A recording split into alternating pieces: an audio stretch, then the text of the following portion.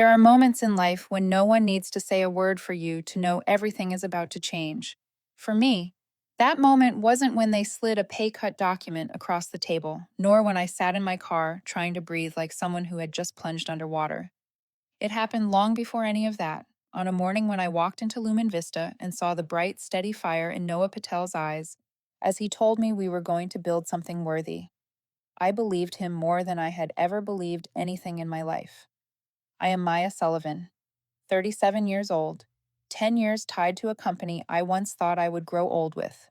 I worked in customer behavior analytics, a field I never imagined I would love until I realized the thing I was truly good at was understanding people. And in those 10 years, I understood plenty of them: demanding clients, hot headed engineers, shaky seed stage startups, and large enterprises that always wanted more than their contracts ever promised.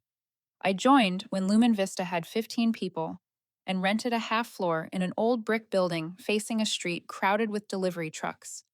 Back then, we lived on weak coffee and brainstorms that stretched past 2 in the morning.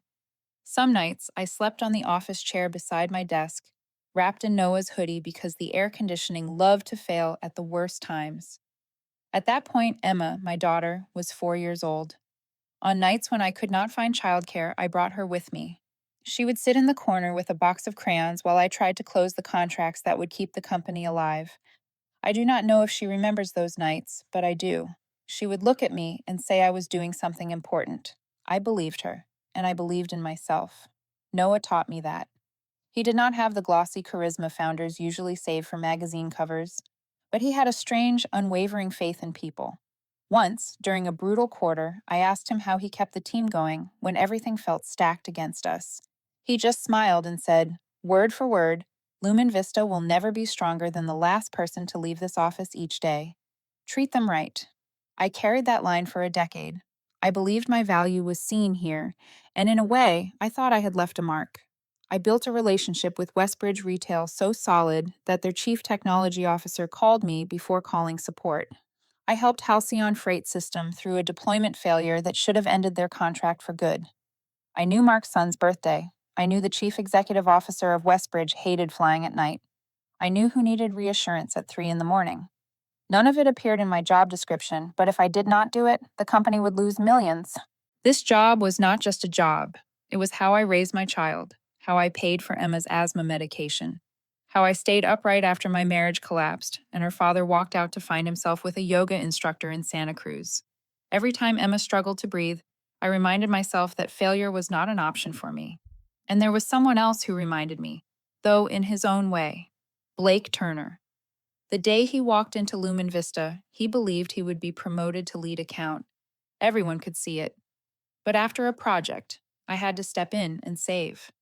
Noah promoted me instead. I never intended to block anyone's path, but I understood the look Blake gave me from that day forward. A quiet kind of stare that still managed to chill me down the spine. He never said anything cruel outright, but no one forgot his tone in that meeting when he claimed customer success was the most replaceable department in the building. I laughed then, but deep down I knew it was not a careless remark. For years, I assumed Blake was simply hard on the world. I never imagined a day would come when he would hold something in his hands, one signature that could end my entire career. The morning everything began was, ironically, beautiful. Seattle had that pale kind of sunlight that makes you want to slow down, and Emma hugged me longer than usual before walking into school. I remember thinking that if today stayed peaceful all the way through, that would be enough. I had no idea that peace would last only until the moment I stepped into the office and saw the conference room lamp shining bright, like it was waiting for something worse than I could imagine.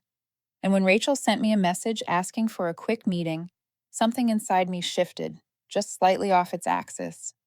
What I did not know was that in a few minutes, my life would split cleanly into a before and an after. Everything began to shift in the fall of last year when Noah sent a company-wide email at 5 in the morning. The subject line was short: a new chapter begins. I still remember reading it in the kitchen, the light not fully awake yet, Emma eating cereal and asking the kind of question children always pick at the exact moment adults want to avoid it. Mom, are you okay? I told her everything was fine. But the moment I reached the part announcing that CedarGate Global had officially acquired Lumen Vista, I knew the days we once lived, the days that meant something, were already over. The all hands meeting was held the next day. Noah stood on the stage, his shirt wrinkled in that way that told everyone he had been up all night. He spoke about a new vision, broader data access, and how CedarGate would open an era of accelerated growth. But through all 15 minutes of his speech, I could not find the man who once draped his jacket over my shoulders on a winter night when the heater broke. All I saw was someone avoiding the eyes of his own team, as if he did not have the courage to say things would never be the same again.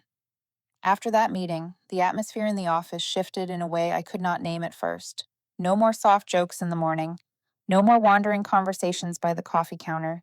Instead, Slack messages whispered between private channels. Who will be kept? Who will be cut? Who does CedarGate favor? Who do they want gone? Every question seemed to orbit a single truth. Who still has value, and how long that value will last? The first changes arrived quietly. I began receiving emails asking for detailed reports, formatted in new templates, filled with metrics that even the system creator could not confirm the meaning of.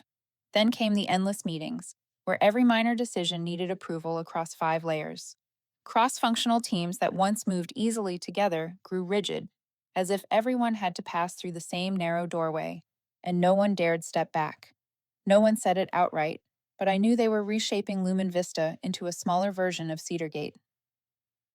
Week by week, desks began to empty. The floor that had once been loud with conversation now held nothing but the sound of air vents and a few scattered keyboard taps.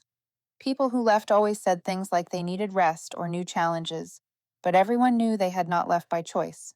They had been pushed to exhaustion until leaving became the only way to survive. Blake returned on a rainy afternoon with a new title, Integration Lead. He walked into the conference room wearing a smile that was impossible to read, somewhere between polite and cold. I remember feeling a strange wind move through the room, dropping the temperature by a few degrees. His job was to restructure the department to fit corporate strategy. Everyone knew what that meant. During a strategy meeting with CedarGate, I sat in the corner, taking notes and observing. Blake stood and laid out the areas that needed streamlining, and then I heard him say something that sent a chill down the back of my neck. The customer success department is being valued higher than its actual impact. It does not generate direct revenue. Therefore, we need to reassess the investment. I do not remember when my hand tightened around my pen. What I remember is the CedarGate director subtly nodding, as if Blake had simply stated a universal truth no one needed to question. And in that moment, I saw the mindset Noah once fought so hard against quietly becoming the new standard. People are replaceable if the numbers say they are. While all these shifts unfolded, my workload climbed a slope no one wanted to look at. My team was cut from 9 to 4, then to 3. Key accounts, instead of being distributed evenly, were funneled straight to me because Maya has the most experience. I found myself on calls from 8 in the morning until 7 at night, then emailing until midnight. I had worked hard before, but not like this. This was the kind of work that follows you into your sleep and wakes up with you in the morning. Emma started asking why I could not make it to her music performance, why I shot out of bed at 5 to answer an email that could wait until 8, why I call on video from the office more often than from home. I kept trying to smile. I kept saying we just need to get through this phase. But Emma was only 11. She did not understand that sometimes when adults say getting through this phase, what they really mean is, I do not know when this ends. The signs of burnout showed up the way they always do, predictable but still hard to accept. My eyes stung from staring at the screen. My hands trembled slightly on the drive home. I forgot lunch, forgot reports, forgot I had promised Emma we would watch a movie together that night. I kept telling myself it was only stress, that things would settle again. But deep down, I knew I was going past a limit I no longer had the strength to return from. And in the middle of all that chaos, something unspoken began to settle over everything. A quiet realization that the Lumen Vista I once knew was gone. No one wanted to be the first to say it, but we all felt it. That morning began like any other, if not slightly worse. I arrived a few minutes late because Emma had a stuffy nose, and it took nearly 10 minutes to find her spare inhaler. When I set my bag on the desk, my inbox was already blinking with dozens of unread messages. But the first thing my eyes landed on was not a client email. It was a short subject line from Rachel. Quick 15-minute catch up. I had learned that in a post merger environment, no quick catch up was ever truly quick, and almost none of them brought good news. Still, I hoped, the way someone walking into a courtroom still hopes the judge might be kinder today than usual. I closed my laptop, drew in a long breath, and walked toward the small meeting room at the end of the hallway. The moment the door opened, I saw them already seated. Rachel in her familiar spot, trying to hold a polite smile. And Blake, leaning back slightly, his hands interlaced, his expression calm in a way that bordered on unnerving. He looked at me as if he had been waiting for this moment for a very long time, as if a script had been written and I had just stepped into my assigned role. Maya, thank you for coming, Rachel said. Her tone tried to stay light, as if this were nothing more than an end-of-quarter update. But my throat tightened. Something in that room, in the way Blake did not bother to greet me, made the hairs on my arms rise. I had been in enough tense meetings to know when one of them would change everything. Blake spoke first. We have reviewed the organizational structure, starting with the roles that have the greatest impact on the market. I heard the phrase greater impact and, for a fraction of a second, allowed myself to imagine this might be an opportunity. Maybe a move into a more strategic role, maybe something good. People fool themselves like that sometimes, right before they are struck down. Rachel placed a sheet of paper on the table and nudged it toward me. I looked at the first number, then looked again because my brain refused to process it. The new salary, reduced by 60%, effective immediately. I felt the room shrink around me. The hum of the air conditioner, the ticking clock, the cars outside, all of it tightening into a single point of pressure. I do not know how long I sat there. I only remember Rachel saying something about restructuring, market alignment, and resource focus. Words mixed into a formula people use when they want to kill a career but keep their tone gentle. Blake leaned forward. The market does not pay that level for your role anymore, Maya. He said it like someone reading a neutral statement out of an economics textbook, not like he was talking about 10 years of my life. Then he kept going, listing a few small mistakes I had long forgotten. An email was sent 1 minute late, a delayed response to Halcyon during a week when I had taken Emma to a medical appointment. He gathered all of it and shaped it into proof that I no longer fit, that my value had dropped along some invisible chart only he could see. And the part that cut the deepest was not the words themselves. It was his eyes, the eyes of someone who had finally gotten what he had been wanting for a long time. I felt my heartbeat hammering against my ribs. Part of me wanted to shout, to ask whether they had any idea what I had done to keep this company standing. But the other part, the one shaped by Noah's lessons about staying calm in a storm, kept me still. I simply said, my voice steady enough to surprise even myself, I need 24 hours to review this. Rachel nodded too quickly, relieved I was not causing a scene. Blake said nothing, only leaned back in his chair and folded his arms, as if everything had gone exactly according to plan. I do not remember how I left the meeting room. I do not remember whether I said goodbye. I only remember Emma's face flashing through my mind as I walked down the hall, and the slight tremor in my hand as I pressed the elevator button. I knew I could not break down here, not in front of them. The parking lot felt like a private sky I had never realized I needed. I sat in my car for nearly 5 minutes just to breathe. Then the truth began to crash over me like waves. I was losing more than half my income, immediately. No negotiation, no warning. And they said it as if I should thank them for keeping me at all. I opened the glove compartment to look for a tissue, and there it was. The drawing Emma made for me on the first day of the school year. A crooked line of color and the words written in her shaky handwriting. Mom, you are my hero. I stared at it, and something inside me cracked, in a way no meeting and no number ever could. My eyes blurred, my throat tightened, and I could not hold myself together any longer. I cried.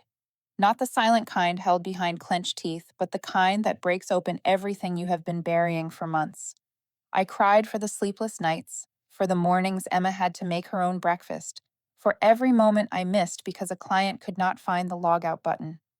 I cried because some part of me had known all along that this company no longer saw me as a human being, only as a line item on a balance sheet.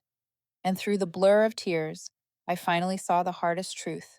I had traded away too much of my time for a place that no longer deserved it, a place that had forgotten who I was. That night, I did not go home right away. I drove to the parking lot behind the city library, the kind of place where no one pays attention to anyone, and the yellow lights stayed dim enough for you to feel like you could disappear into the air. I opened my laptop on the passenger seat, my hands still trembling slightly after crying in the car. I knew I should rest, should go home to Emma, should find something to hold myself steady. But inside me, one single question kept repeating. What gives them the right to do this to me? I pulled up the old employment contract I had signed nearly a decade earlier. Those pages were once a point of pride. I remember the day Noah handed them to me. He said we were building a core team, that people like me would be the irreplaceable heart of the company. Now, looking at it again, every clause felt like proof of the innocence I did not know I had back then. I read every line again and again. No, non-compete. A salary reduction clause requiring advance notice. A transition requirement for any change in compensation. All of it was there, written as if it had been designed to protect me in the future. Yet CedarGate had torn through every bit of it with a single sheet of paper and three gentle sentences about the market. A slow, heavy despair spread through me, the kind that feels like a wound without blood, sharp enough to keep you still. My phone buzzed, a LinkedIn notification. I almost ignored it, my mind too worn to hold even one more thing, but the name stopped me. Lena Ortiz. Lena and I had worked together in the early years of Lumen Vista. She was sharp, funny, ambitious, the kind of person who could close a deal in 3 sentences. 6 months earlier, she had left for Orion Metrics. Once CedarGate arrived, that decision looked like perfect survival instinct. Her message held only 2 sentences. Maya, are you free to talk? And have you checked your LinkedIn lately?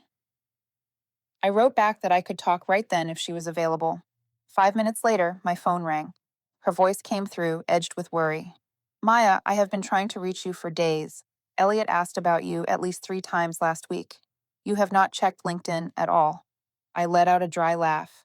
I could not remember the last time I had slept for even 4 hours. I had opened nothing but emails and client documents. Lena exhaled. Elliot Kane wants to meet you. Not a casual meeting, not exploratory. He has been watching your work for a long time. He even said outright that if he ever had the chance, he would bring you over no matter the cost. I went silent. The sentence echoed in my mind like a door swinging open. Elliot Kane was the chief executive of Orion Metrics, a man sharp enough to silence a room with a single question. Someone respected by major clients and feared by competitors, and now he wanted to meet me. The next day, I stepped into a small cafe on the west side of the city and chose a table near the window. Then Elliot walked in.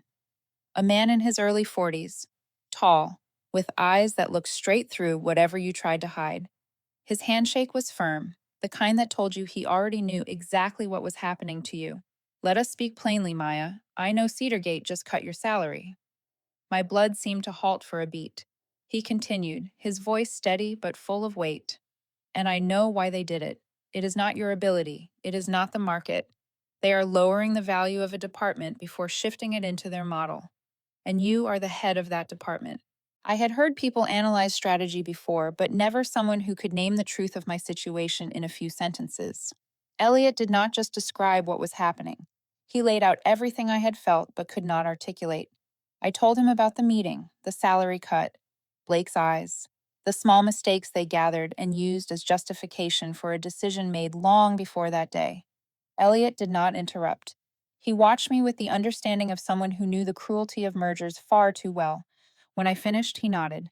That is called value erasure before reassignment. They do it to push you out without paying much. But let me be clear. Nothing in your story shows you deserve to be treated that way. Then he placed a thin folder on the table. This is our offer. Role: Vice President of Customer Impact. Compensation higher than your original salary at Lumen Vista before the cut. Performance bonus tied to retention, stock options, and premium health coverage that includes all of Emma's medication. I could barely breathe. But Elliot was not done. We are opening a new service branch focused on system transformation for large enterprises. To do that, we need someone who understands customers well enough to grasp not only their KPIs, but their unspoken fears. Someone who can save a contract in its final minute. Someone chief information officers trust more than their own technical leads. And that is you, Maya. You are not just qualified. You are the person we want to build the entire division around. I looked at Elliot, and for the first time in many months, I felt seen. Truly seen. Not as a cost line to optimize, but as a human being with value that was tangible, specific, and undeniable. While I was still absorbing it, Elliot added one more line, slow and deliberate, as if he wanted it carved into my memory. Someone like you should never be treated as a number in a cost reduction table. Someone like you creates revenue, not expenses. In that moment, I knew my life could turn onto an entirely different path.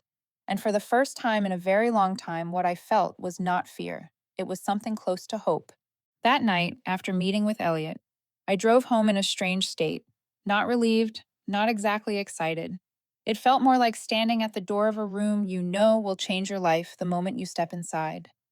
I sat in the living room, watching the streetlights spill through the window while hearing Emma laugh in her bedroom at the same cartoon she had watched for the 10th time.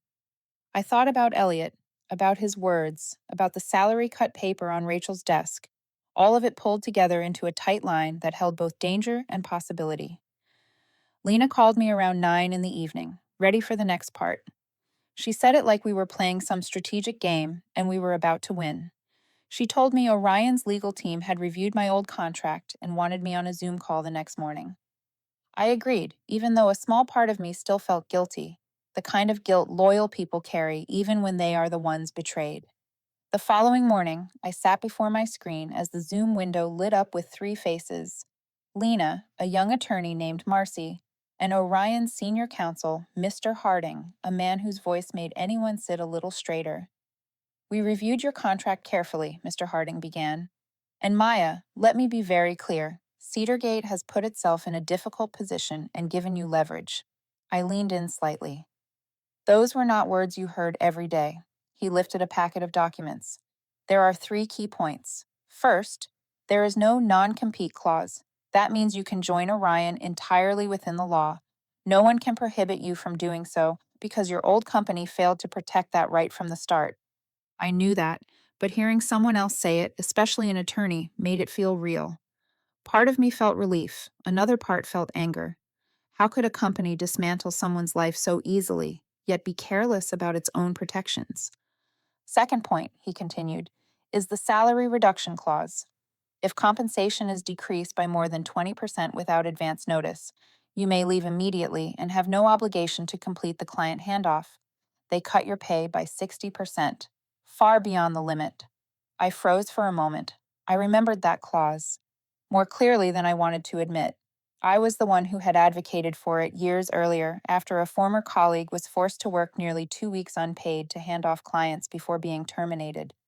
I had told Noah the company needed to treat people humanely in difficult situations, and Noah, back when he was still the old Noah, had agreed. A sharp bitterness rose inside me. The thing I created to protect others was now protecting me, from the very company I had once protected with everything I had. Mr. Harding continued. Third point, the notice period. The contract states that the notice period must match the company's standard severance. Do you know how much severance they offered historically? I nodded. 1 week. Never more. Correct. That means your notice requirement is 1 week, and we will ensure CedarGate cannot force you to stay longer or require you to transfer any system or client knowledge that does not legally belong to them. Lena smiled, her eyes bright with the satisfaction of someone who had waited for this moment. Maya, they did not just treat you poorly, they were careless. And carelessness in this world is fatal. Something unfamiliar stirred in me. Not vindication, not revenge, but clarity. For the first time in many months, I could see my path. I was no longer wandering in the dark. I had rights. I had options. I had a way out that CedarGate could not close.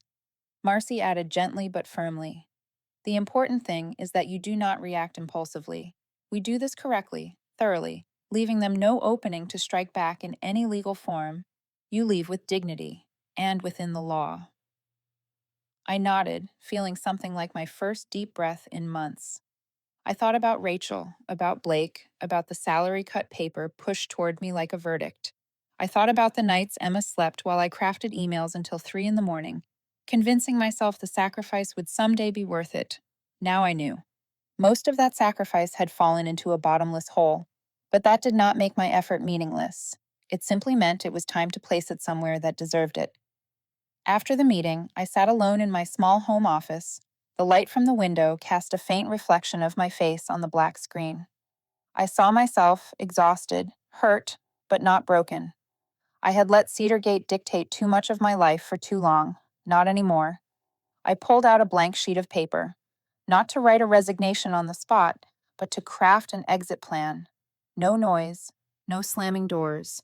A precise, clean departure, leaving no weakness for them to grasp. I did not want to leave in anger. I wanted to leave with accuracy. I wanted to leave as someone who knows exactly what she is worth. And as I wrote the first line, I realized something undeniable. The game no longer belonged to CedarGate. It belonged to me. The morning I walked into CedarGate's office, no one knew it would be the last day I ever entered that building as their employee. I knew. And in some quiet way, my body knew too. Every movement felt slower, precise, and deliberate. I no longer carried the despair or fear of the past weeks. I no longer needed to steady myself. What I carried now was clarity. I opened the meeting room door exactly at 8.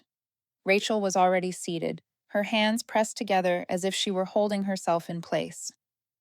Blake stood by the window, hands in his pockets, facing the city like a man admiring a view, but really savoring the victory he believed was moments away. When I stepped inside, Blake turned. A small smile flickered on his lips. It was not really a smile, it was confirmation. He believed he controlled the entire room. "We are glad you came, Maya," Blake said, his tone light, as if this were a routine update.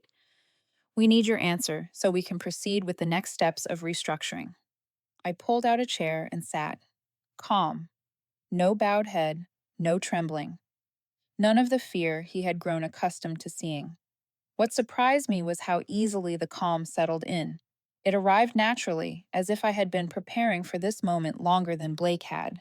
"Before I make a decision, I want to ask about 3 accounts," I said. "Westbridge, Halcyon, Redwood." Rachel glanced at Blake. Blake lifted his brows slightly, the gesture saying, "This does not matter." "Those accounts will be reassigned as needed," Blake replied. "That is no longer your concern, no longer my concern." For 10 years, I had held those accounts together. I knew every staffing shift they made, every change in investment strategy, every tiny technical issue support teams never caught. I looked directly at Blake. "Who is leading Westbridge when their new system rollout begins in 8 weeks?" Blake tightened his lips. No answer. "And Halcyon," I continued. "I know they have a risk assessment scheduled next week. Who will lead that call?" Blake dropped his eyes as if searching for notes, but really avoiding mine. I leaned forward slightly. "And Redwood. Their renewal is next month. They specifically requested my presence in their executive meeting." Rachel sat frozen. Blake shifted from confident to visibly irritated. "Those matters will be handled internally," he said, voice thinning. "You do not need the details anymore." I nodded softly. I had confirmed what I suspected. They had no replacement, no plan beyond shoving those enterprise clients toward offshore teams. They had intended to move everything to Manila and hoped I would serve as a temporary bridge, shielding them from the fallout before being quietly pushed out. I opened my bag and pulled out a stack of papers. My employment contract. The original. Rachel's face went pale. Blake smirked, amused, as if I were staging theatrics. I set the contract on the table, tapping it lightly with my finger. "This is the contract I signed with Lumen Vista, still valid since CedarGate never issued new agreements for legacy employees." Blake shrugged. "And your point?" "Many things," I thought, but I only spoke the essentials. "There are 3 key clauses in this contract. First, there is no non-compete. which means I am free to work wherever I choose, including with your direct competitors. Blake clenched his jaw. Rachel looked down. Second, if my salary is reduced by more than 20% without notice, I am under no obligation to transfer client knowledge. You reduce mine by 60%. Effective immediately. I owe you nothing. Rachel swallowed. Blake leaned forward, his eyes sharpening. And third, I continued, the notice period must match the severance historically granted. Lumen Vista never granted more than 1 week. Therefore, my notice is 1 week. Blake slammed his hand on the table. You think you can wave an old contract at us? I have access to your emails and personal files on our system. If I find anything inappropriate, any data that does not belong to you, we will sue. You will never find work again. That was the moment I realized the man in front of me was done pretending. Blake no longer hid anything. He wanted me afraid, small, broken, back in the place he believed I belonged. I met his eyes directly. No retreat, no softening. You think I do not understand this contract, Blake? I am the one who wrote this section. I proposed the salary reduction and handoff protections after an employee was forced to work unpaid. I understand every line more clearly than you ever will. Rachel's eyes widened. Blake froze, disbelief cutting through his expression like someone had shattered a story he had told himself for years. I stood. My voice was steady, almost quiet. I am resigning, effective immediately. Silence. Only the hum of the air conditioner amplified the truth that had just filled the room. I slipped the contract back into my bag and walked toward the door. I had barely taken a few steps when my phone began vibrating nonstop. Rachel stared at her laptop, face tightening. Blake shot upright. He just sent an internal email, Rachel whispered. About me. Rachel nodded. Her voice fell to a thin line. He claims you abandoned your role, refused handoff, and showed signs of transferring client data. In that moment, I understood the battle was not over. Blake could not stomach that I left on my terms, unbroken. So he built a story of his own.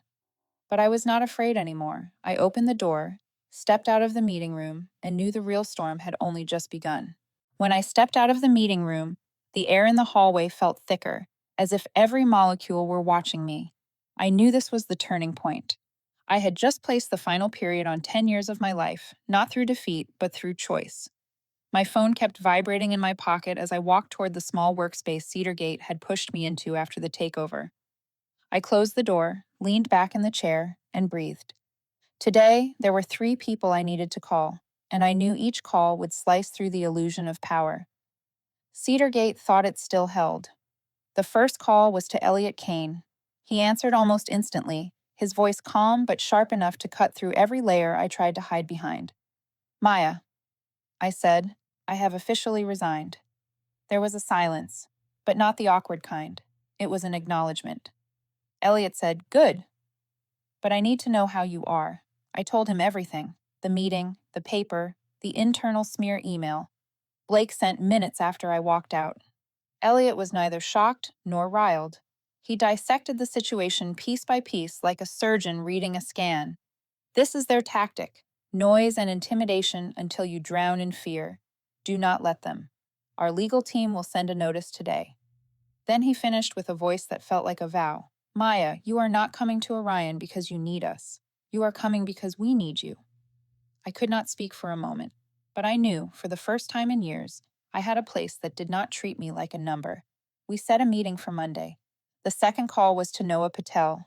He answered with the sound of wind and ocean behind him, the place he always retreated to when he needed to think.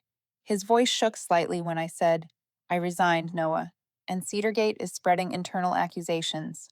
A heavy silence followed, then he said quietly but firmly, I know. I warned them 3 weeks ago. I straightened. Warned them about what? Noah exhaled, the sound of a man watching the house he built lose brick after brick. I told them your department was not to be touched, not because of emotion, because you hold 3 accounts whose combined revenue could collapse their entire quarter. They ignored me. My chest tightened. They had known the risk yet chose to proceed. I said, I am sorry you had to see this happen. But Noah shook his head. No, Maya, I am the one who owes you an apology. I believed CedarGate would keep its word. I was wrong. Then his voice hardened in a way I had never heard. I am calling Gerald, their chief executive, today, not to plead, to tell him that if they continue threatening you, I will testify that the entire thing violates protocol. Something caught in my throat. Noah was not just standing with me. He was standing for the values that once kept Lumen Vista alive. We ended the call, and for the first time, my past did not feel like it had abandoned me. The final call, the most critical, was to Jade Park, Chief Information Officer of Westbridge. She answered almost instantly, her voice quick and sharp as always.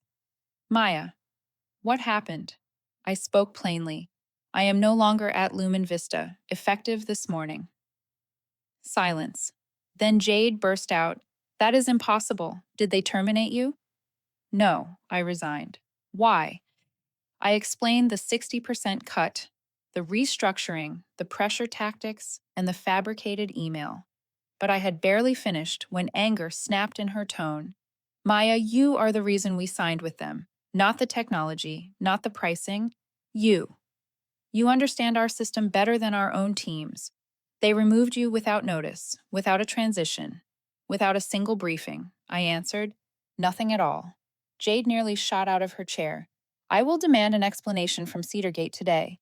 They have violated the Enterprise Account Management Clause. And Maya, she paused, her voice steady but weighted. I do not know what you choose next, but any company that gets you is the one that wins. When I hung up, the room was so quiet I could hear my own heartbeat. But it was no longer the heartbeat of someone afraid. It was the heartbeat of someone standing at the edge of a new chapter. In 2 hours, 3 calls, 3 strikes that cracked the power structure CedarGate believed was untouchable. They could smear me. They could threaten lawsuits. They could manipulate internal narratives. But they could not control the one thing I truly owned: the trust of the people I had stood beside, helped, and fought for. A chain reaction had begun, and unlike CedarGate, I did not need to destroy anyone to win. All I needed was to stand with the truth.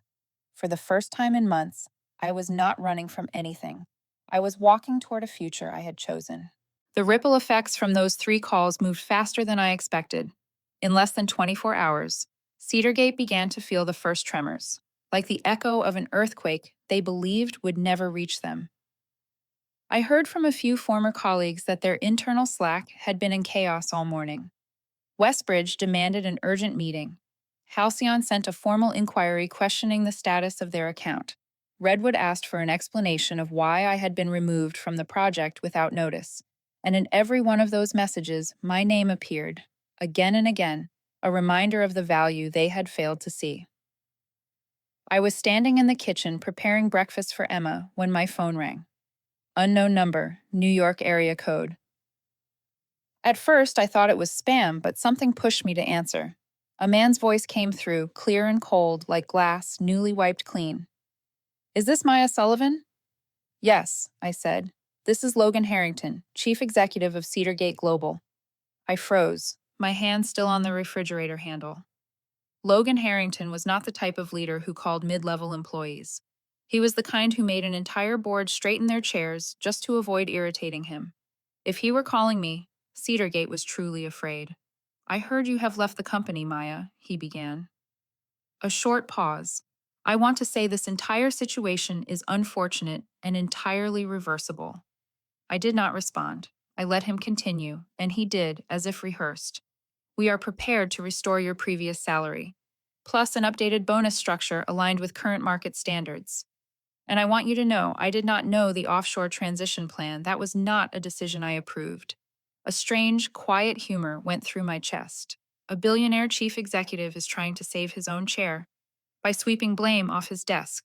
I expected to feel triumphant, but all I felt was exhaustion. Exhaustion at how people only pay attention to human beings when numbers begin to bleed. You are calling because it is costing you money, I said, my voice low but sharp enough to split the air. There was a pause. Then Logan answered, softer now, but straining to keep control. I want to retain talent in this organization.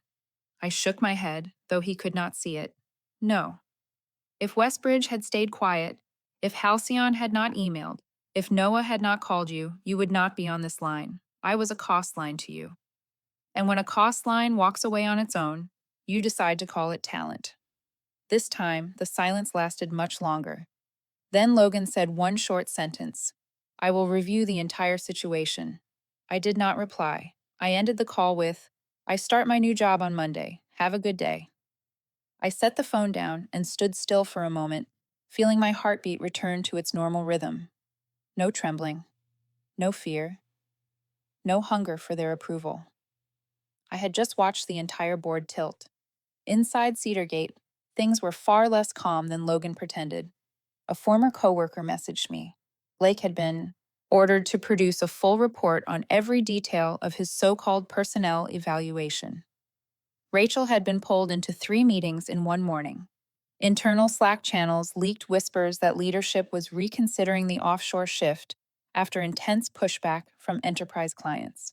And then the thing happened that CedarGate feared most. Clients started emailing me directly at my Orion address. The first message came from Jade.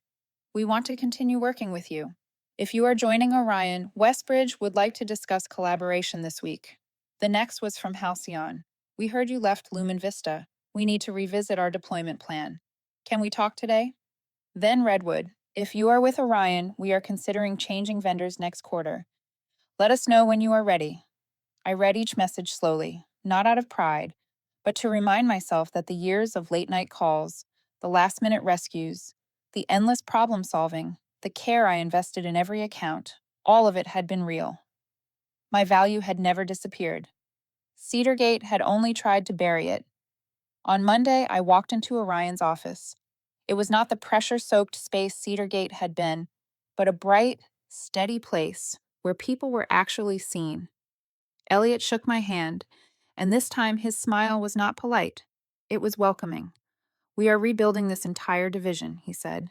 Not to compete, to do what Lumen Vista once promised its clients, and you will lead it. I looked around the room, a new team, eager and sharp, ready to build something that mattered. 2 former Lumen Vista employees I had helped escape CedarGate were there too. They smiled at me, like survivors of the same storm. I set my folder on the table. For the first time in months, I felt the ground truly hold my weight. I had not only escaped a toxic place, I was building a better one, a place where people like me did not have to prove their worth by surviving cruelty. As we began our first meeting, I looked through the glass wall at the soft gray of Seattle. The board had fully turned, and this time it was not because I begged or endured. It was because I finally chose to stand with myself. A year passed so quickly that I sometimes had to stop and ask myself how I ever lived under fear for so long. 12 months earlier, I had sat in my car in the Lumen Vista parking lot, crying until I could barely breathe, wondering how my future would collapse. Now, every morning, I woke into a life I had never imagined could exist for me after just 1 year. But perhaps that is what happens when you finally step out of a doorway that had been rotten for far too long. I am the Senior Vice President of Customer Impact at Orion, a new title, but the title itself is not what matters. What matters is that it reflects exactly what I spent a decade building. I lead a team I trust, not because they are forced to stand beside me, but because they believe I will never allow any of them to be treated the way I once was.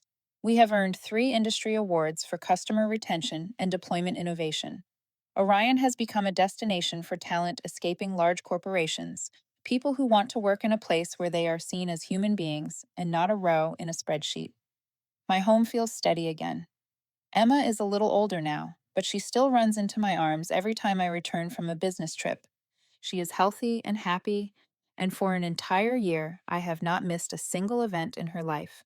I have been at every important moment: the piano recital, the science fair, the sports ceremony. Once, Emma told me, Mom, you are like my friend's mom now, always on time. She had no idea how close that simple sentence came to making me cry with relief. What makes me smile most is not the title, not the stock, not the salary, but the evenings when we sit down to dinner on time, with no one checking the clock in fear of an urgent email. Emma tells me about her day, and I tell her the good parts of mine. I never knew life could feel this peaceful. But the day that marked the greatest shift in my life was the day I stepped onto the stage at the SaaS Global Summit, the largest event in our industry. I had been invited as the keynote speaker for the session on the future of customer impact.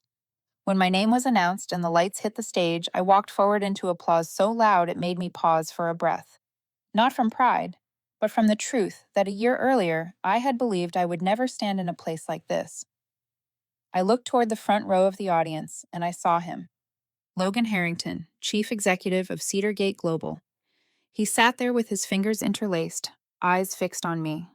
No anger, no resentment. Just the bare truth people sometimes have to face, the realization of their own misjudgment. For one brief moment, I wondered what he was thinking. Regret, confusion.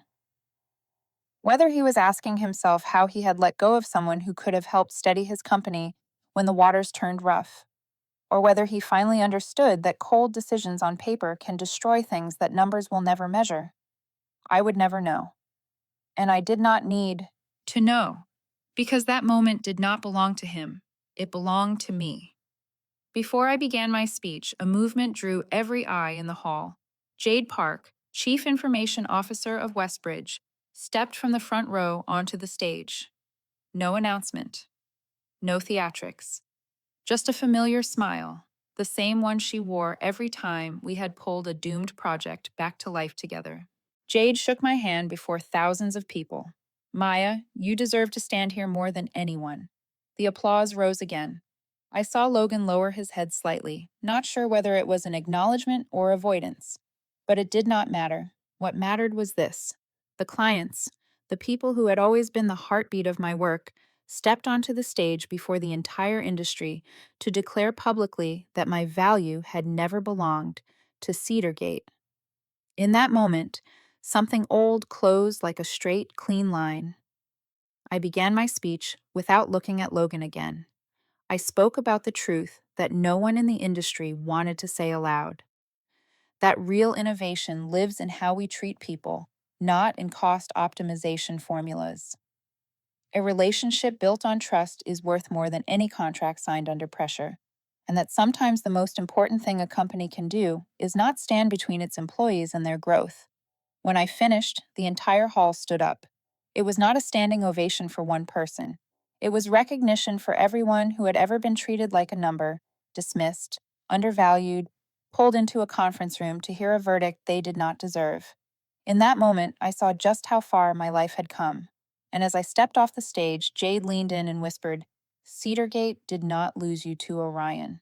They lost you to themselves." That night, when I took Emma out to celebrate, I thought of my story, not as a tragedy, but as an upward arc. True revenge was never about destroying CedarGate. It was not about costing anyone their job, nor proving I was right and they were wrong. The most beautiful revenge was living a life they no longer had the power to touch. I no longer saw myself as a number that could be reduced. I no longer spent nights hoping for recognition from people who never saw my worth. I rebuilt my life on my own terms, and for the first time in years, I felt light, free, and real. I did not destroy Lumen Vista. Lumen Vista destroyed itself when it forgot what Noah once taught. A company is never stronger than the last person who walks out the door each day. And me. I did the only thing that could ever be called revenge. I stood up. I moved on. I became the strongest version of myself. And that was enough.